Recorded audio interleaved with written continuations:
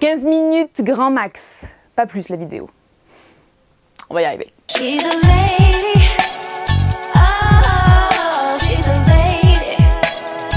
Bonjour à tous, bonjour à toutes, je suis ravie de vous retrouver aujourd'hui pour une nouvelle vidéo. Alors aujourd'hui, je ne vous retrouve pas pour une vidéo mode, je sais que d'habitude le week-end c'est le cas, mais aujourd'hui je vous retrouve pour une vidéo Coffee Time. Donc pour ceux qui sont arrivés il n'y a pas longtemps, qui connaissent pas trop les Coffee Time, c'est des vidéos en fait si vous voulez où on parle d'un sujet de société. Je vous donne mon avis là-dessus, je vous donne des conseils si j'estime que j'en ai à vous donner et ensuite vous pouvez, et c'est très important, laisser vos commentaires pour débattre sur ce sujet-là. Là aujourd'hui en l'occurrence il va s'agir de la chirurgie esthétique. Alors attention, quand je parle de chirurgie esthétique, je tiens à préciser, je parle pas de chirurgie réparatrice, je parle pas des gens qui sont défigurés dans des accidents etc. et qui ont recours à la chirurgie, je parle pas des personnes qui ont eu un cancer du sein par exemple, qui se sont fait retirer un sein et qui se le font refaire. Je parle pas du tout de ça, je parle de la chirurgie esthétique qui est dans le but de se parfaire. Quand j'étais très jeune, je me disais toujours un jour je me referais faire la poitrine parce que j'avais pas de sein clairement, enfin j'en avais pas beaucoup, et je me referais faire le nez parce que mon nez voilà a une bosse etc. Pour moi c'était sûr,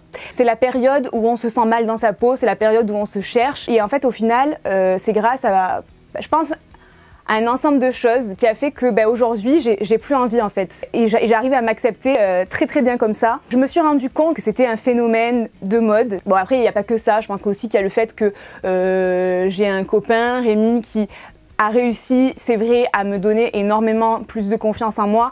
Il a toujours eu les bons mots et il a toujours eu le regard qui fait que j'ai réussi à prendre confiance et que je me suis dit peut-être que en fait malgré mes défauts il y a quelque chose. Et il y a beaucoup de YouTube aussi, je me suis rendu compte que moi c'était pas mon message de dire voilà la chirurgie on peut l'utiliser pour s'améliorer, pourquoi pas si on a les sous. Voilà, j'ai toujours trouvé ça comme si c'était un autre monde en fait, comme s'il y avait quelque chose de entre guillemets monstrueux à vouloir en fait se modifier. J'ai toujours trouvé ça quand même assez bizarre, mais pas quand j'étais très jeune parce que je réfléchissais pas à ça, mais ça a été en évoluant, c'est mon ressenti en tout cas. Moi j'adore me maquiller, vous le voyez, je me maquille pas un peu en plus, j'envoie la sauce, mais ça me plaît. Mais après tout ça s'arrête à partir du moment où je suis dans ma salle de bain le soir et que je me démaquille. Là je suis telle que je suis née, je suis moi, et le lendemain tac, je me reprépare et vas-y je change de couleur, je me maquille d'une autre couleur, j'utilise une autre technique, tac ça me fait des yeux un peu différents, mais voilà, mais c'est du jeu tout ça, c'est pour s'amuser, ça c'est pour se réinventer chaque jour. Mais pour moi ça reste fun et j'adore ça, mais ça s'arrête là, voilà. Pour moi ça s'arrête là. Moi le message que j'ai envie de faire passer c'est oser, vous savez, oser ce que vous avez envie d'oser, que ce soit dans la vie, que ce soit dans votre style vestimentaire, que ce soit, voilà, oser être vous-même. Mais le message qui est venu après et que je me suis dit qui était important et que j'avais envie vraiment de donner, c'était aussi essayer vraiment au maximum d'accepter ce que vous êtes. Parce que le discours qu'on entend tout le temps c'est oui, c'est vrai que la chirurgie c'est bien pour les personnes qui sont vraiment complexées, dans ces cas-là c'est bien, ça peut les aider, nanani nanana. Je suis d'accord avec ça. Je suis d'accord. Mais pour moi, la chirurgie esthétique, c'est pas la première solution quand on est complexé. Moi aussi, j'ai détesté mon corps, moi aussi, j'ai détesté ma morphologie, je me disais mais pourquoi je suis comme ça? Mais avec le temps et avec du travail sur soi, je vous assure qu'on peut être beaucoup mieux dans sa peau et on peut réussir à s'accepter et même à s'aimer. Le problème c'est qu'à force de trop miser sur le physique dans cette société, on en arrive à un point où on oublie en fait qui on est vraiment et on en oublie que le plus important dans une personne c'est sa personnalité, parce que à force voilà qu'on nous montre, je sais, tout le temps à la télé, partout etc, des filles pseudo-parfaite, de la perfection tout le temps, vous vous dites moi je suis pas comme ça donc moi je suis pourrie. On nous montre que les filles qui arrivent en fait, en gros, que les filles qui ont du succès c'est des filles parfaites. Alors la perfection, moi je trouve que c'est subjectif. Vous voyez dans les pubs, dans les magazines etc, c'est hyper quand même rare de voir des filles avec des nez comme j'ai.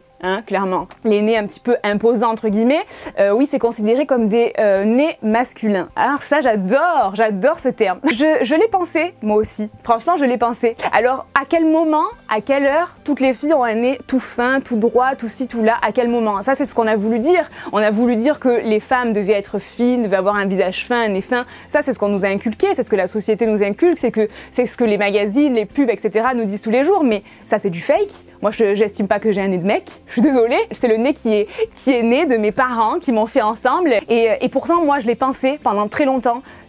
Très longtemps, je l'ai pensé. Et aujourd'hui, je me dis, mais comment est-ce que tu as pu penser d'une manière aussi superficielle, Adriane, sans aller plus loin? Moi, je pense que quand on est influenceur, quand on se dit influenceur, et j'aime pas trop ce mot influenceur, mais bon, bref, on doit se rendre compte qu'on a une certaine responsabilité et que notre message, pour moi, doit correspondre à ce qu'on est.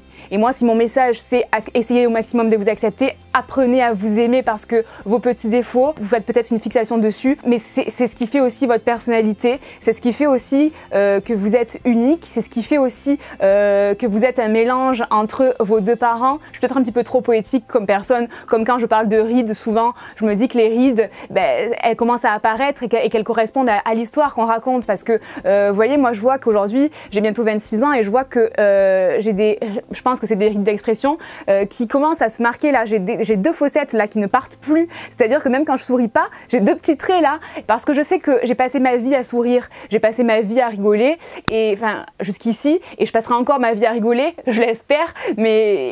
Et voilà, et du coup c'est ce qui me caractérise et c'est l'histoire que je raconte et je pense que plus tard, voilà, j'aurai des rides comme tout le monde parce que voilà, on vieillit tous et c'est la vie et je pense que le visage que j'aurai, il racontera mon histoire, ce sera en rapport avec toutes les émotions que j'ai ressenties et ça racontera l'histoire de ma vie. Ça c'est très poétique, je sais. Et moi j'ai toujours voulu être dans la démarche la plus saine possible. Je pense être l'illustration de ce que je vous dis parce que regardez, moi mon nez il est pas droit, ma bouche elle est fine par rapport à ce qu'on voit aujourd'hui, hein, toujours pareil. Je veux dire voilà, j'ai pas un visage parfait, vraiment loin de là, j'ai pas du tout un corps parfait non plus. Et j'estime du coup que c'est la bonne illustration de ce que je veux vous montrer parce que je ne suis pas parfaite, mais malgré tout, tout va bien et je suis hyper heureuse comme ça. Vous voyez ce que je veux dire? Et ma vie évolue malgré tout ça.